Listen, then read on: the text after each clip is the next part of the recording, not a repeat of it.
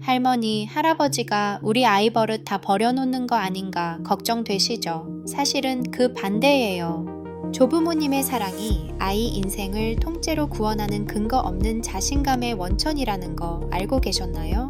안녕하세요. 몸소교육입니다. 오늘은 과학적으로 증명된 조부모에게 사랑받은 아이들의 5가지 특별한 특징에 대해 알려드립니다.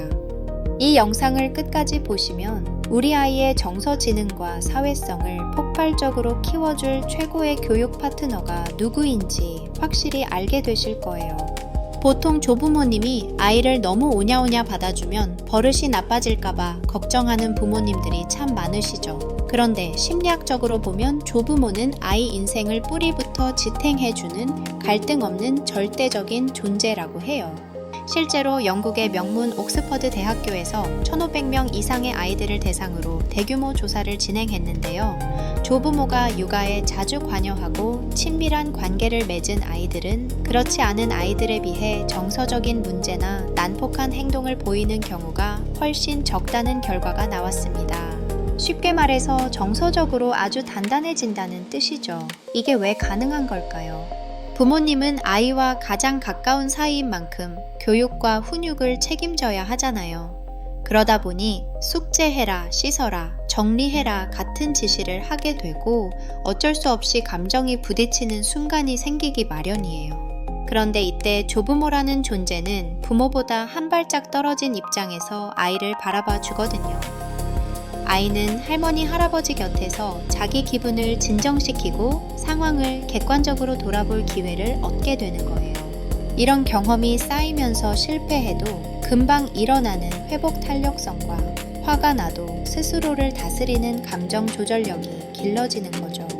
특별한 교육을 하지 않아도 그저 따뜻하게 곁에 있어 주는 것만으로도 아이의 마음은 스트레스에 아주 강한 체질로 변해갑니다. 진짜 중요한 건 지금부터예요. 조부모님이 아이에게 주는 건 이런 정서적인 안정감뿐만이 아니거든요. 학습적인 면에서도 엄청난 선물이 숨겨져 있습니다. 조부모님과 대화를 많이 하는 아이일수록 어휘력이 풍부하고 커뮤니케이션 능력이 높다는 연구 결과가 아주 많아요. 이유는 크게 2가지인데요. 첫 번째는 어휘의 풍성함입니다. 부모님이 아이와 나누는 대화는 주로 지시나 확인인 경우가 많죠. 하지만 조부모님은 인연이나 아까움 같은 요즘은 잘 쓰지 않는 예쁜 우리말이나 깊이 있는 표현들을 일상에서 자연스럽게 사용하시거든요. 아이는 그 생소한 단어의 의미를 파악하려고 머릿속을 풀가동하게 되고 문맥을 통해 뜻을 이해하면서 언어 지능이 폭발적으로 성장하게 됩니다. 2번째는 바로 경청하는 힘이에요. 요즘 아이들 유튜브 배속 재생에 익숙해져서 남의 말을 끝까지 듣는 걸 힘들어 하잖아요.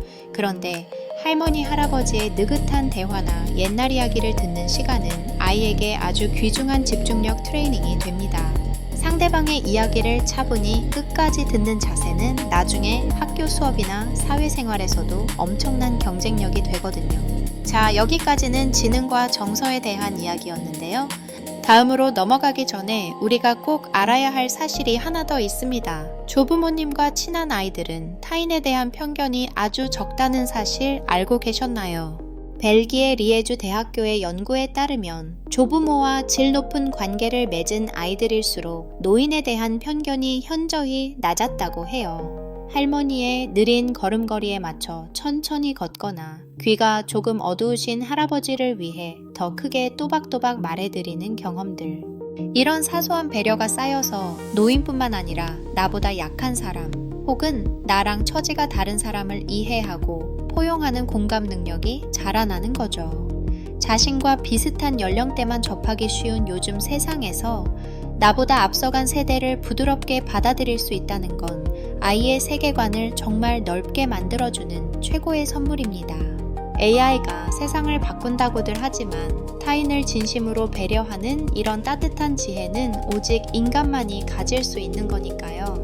자, 지금까지는 사회성이나 지능에 대한 특징들을 말씀드렸는데요. 여기서부터가 진짜 핵심이에요. 아이의 평생 행복을 결정짓는 마음의 뿌리에 대한 이야기거든요. 4번째 특징은 바로 근거 없는 자신감입니다.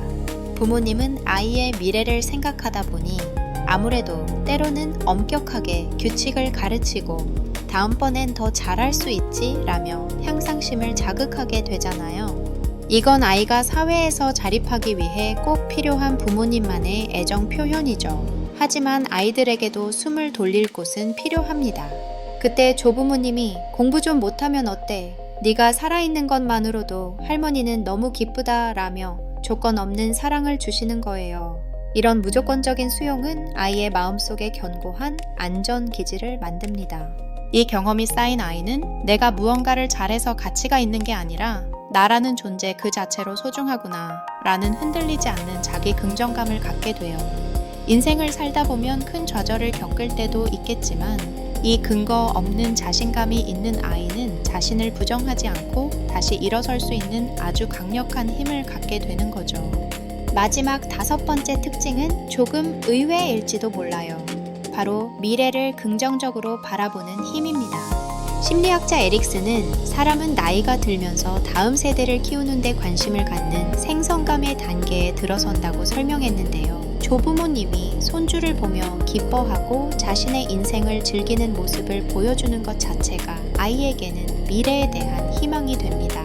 우리 할머니처럼 나중에 나이 들어서도 항상 웃고 싶다. 혹은 할아버지처럼 멋진 취미를 즐기며 살고 싶다. 같은 생각을 하게 되는 거죠. 행복하게 나이 먹는 어른의 모습을 곁에서 지켜보는 것만으로도 아이는 인생은 참 살만한 거구나 라는 최고의 응원을 받게 되는 셈입니다. 그런데 이런 훌륭한 힘을 아이에게 선물하는 조부모님들에게는 공통점이 하나 있어요. 바로 자신의 가치관을 억지로 강요하지 않는다는 거예요. 아이의 말을 중간에 끊지 않고 그저 묵묵히 들어주며 나는 언제나 네 편이야 라는 자세로 지켜봐 주시죠. 특히 지혜로운 조부모님들이 절대 하지 않는 행동이 있습니다. 부모의 육아 방침을 마음대로 바꾸거나 아이 앞에서 엄마 아빠 흉을 봐서 집안의 조화를 깨뜨리지 않아요. 과한 애지중지로 부모를 곤란하게 하기보다는 부모와 함께 아이를 키우는 든든한 팀의 일원으로서 적당한 거리감을 유지하며 사랑을 주시는 거죠. 이런 절묘한 균형 덕분에 아이는 안심하고 마음을 키워나갈 수 있는 거랍니다. 혹시 지금 당장 의지할 조부모님이 곁에 없다고 해서 너무 걱정하진 마세요. 중요한 건 부모도 아니고 선생님도 아닌 아이를 조금 떨어진 곳에서 지켜봐주는 제3의 어른과의 관계거든요. 그건 이웃집 어르신일 수도 있고 친척 삼촌이나 이모일 수도 있습니다. 그런 대각선 관계의 어른들이 아이의 세계를 넓혀주는 법이니까요. 지금 이 영상을 보고 계시는 분들 중 혹시 할머니, 할아버지의 사랑을 듬뿍 받고 자란 기억이 있으신가요? 그때 느꼈던 따뜻한 손의 온기, 다정하게 이름을 불러주던 목소리를 기억해 보세요. 그 기억은 어른이 된 지금도 여러분의 마음 깊은 곳에서 스스로를 지켜주는 든든한 부적이 되어 있을 겁니다. 직접 만나지 못해도 그 사랑은 절대 사라지지 않아요. 여러분이 누군가에게 친절을 베풀 때나 어려움을 딛고 일어설 때 그 미소는 여러분의 마음속에 늘 함께하고 있을 테니까요. 그 사랑을 이제는 우리가 우리 아이들에게 그리고 다음 세대에게 전해줄 차례인 것 같습니다. 오늘 영상이 도움이 되셨다면 구독과 좋아요 부탁드리고요. 여러분이 기억하는 조부모님과의 소중한 추억이 있다면 댓글로 남겨주세요. 하나하나 정성껏 읽어보겠습니다. 다음번에도 유익한 내용의 영상을 가지고 오겠습니다. 지금까지 몸소 교육이었습니다. 감사합니다.